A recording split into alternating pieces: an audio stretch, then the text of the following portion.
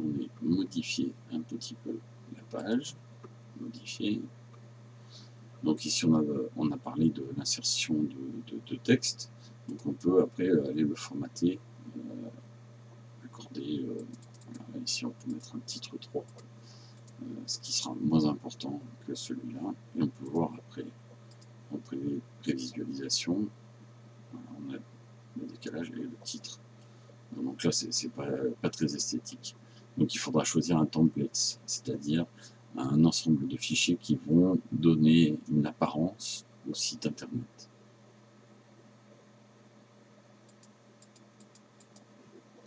Alors on peut aussi ajouter par exemple des images. Donc ça ce sont vraiment les deux modules que vous utiliserez le plus avec WordPress. Alors pour utiliser des images, il y en a plusieurs. On peut IM pour image, et voilà, on en a plusieurs à notre disposition. Je prends celui-là au hasard. Modifier. Donc là, on peut ajouter une image. Donc je vais aller choisir des images que j'ai préparées d'avance. Je vais faire comme ça. Là. Ce sont des images que j'ai dans un de mes logiciels de dessin qui sont fournis à titre d'exemple. Je peux les utiliser de la même manière. Donc voilà, donc quand on va insérer une image, donc on va la choisir, on va la charger comme je vous ai montré. Donc on va choisir par exemple celle-là, donc il faut lui donner un titre. Donc, là c'est balle de golf. Une légende, donc éventuellement, c'est pas obligatoire, mais c'est aussi du texte qui apparaîtra en dessous et donc qui forcément à un moment sera prise en compte par Google, mais c'est pas obligatoire. Vous pouvez très bien insérer des images sans mettre aucune sans mettre aucun sous-titre. Ça n'a vraiment aucune importance, enfin ça n'a qu'une importance relative. Golf. Par contre, le texte alternatif et la description vont être importants, non seulement bien sûr parce qu'ils vont être pris en compte par Google et rentrer dans le cadre des mots-clés qui vont être analysés pour le site, mais surtout ça va être utile pour les visiteurs. Alors le texte alternatif, c'est si jamais pour une raison X ou Y, l'image ne s'affichait pas sur votre site, il y aurait ce texte qui apparaîtrait. Donc on peut marquer toujours balle de golf blanche sur de l'herbe, par exemple. Et la description, on va trouver une autre importance qui va être énorme, c'est pour les personnes malvoyantes, donc qui elles ont un système de traduction qui va leur décrire l'image plutôt que de la voir, puisqu'ils ne peuvent pas la voir.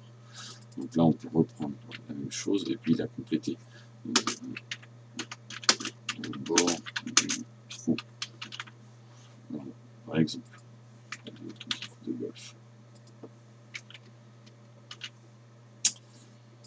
Une petite chose qui va être importante, c'est le lien.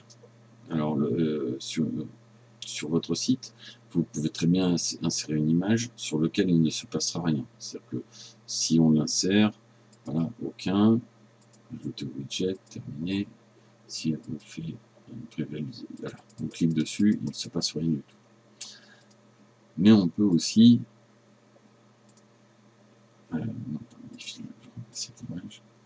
on peut aussi l'allier au fichier média. Et donc, quand on va faire ça, ça va permettre de rendre l'image cliquable en mode zoom. Voilà, en fait, elle va cliquer sur elle-même. Alors, si votre image de base n'est pas plus grande, le zoom ne sera pas plus grand. Vous cliquerez sur l'image là. Seulement, moi, quand j'ai inséré l'image dans la page, elle s'adapte à la case, proportionnellement au texte, à la dimension de la page. Donc là, elle est forcément plus petite, ce qui fait que quand je clique dessus, elle s'affiche en grand à sa dimension d'origine. Donc ça peut être important, par exemple, si on a un gîte et qu'on veut que les personnes puissent voir le gîte en grand pour admirer comme il est beau le petit lieu de vacances où ils vont venir, par exemple. Modifier, remplacer. Donc ensuite, on a la page du fichier joint, je ne s'en occupe jamais. Ce qui peut être intéressant, c'est le lien personnalisé. Donc on peut l'inscrire directement ici ou après ici. Le le lien, c'est par exemple si on veut l'envoyer sur un site concurrent ou sur un site illustratif, sur Wikipédia ou n'importe quoi. Là, par exemple, on peut marquer google.fr. Donc voilà, ça va permettre d'emmener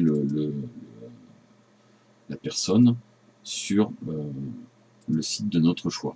Voilà, si la personne clique dessus, toc, elle se retrouve sur le site.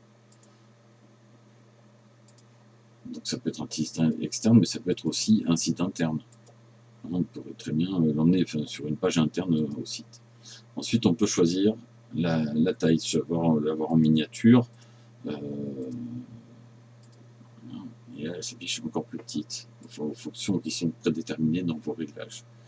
Moi, en général, ce que je fais, c'est que je la mets toujours à la taille originale, ce qui fait que quand je l'insère dedans, elle vient forcément s'adapter au contour de la fenêtre. Voilà. Et si on clique dessus, ah oui non, j'ai laissé, tac, l'image, fichier média. Donc là, elle s'affiche vraiment en grand. Donc ça, c'est utile, par exemple, si on veut montrer de belles photos. Donc voilà, donc là, c'était pour l'insertion d'images. Bonjour à tous, je vous retrouve pour une petite vidéo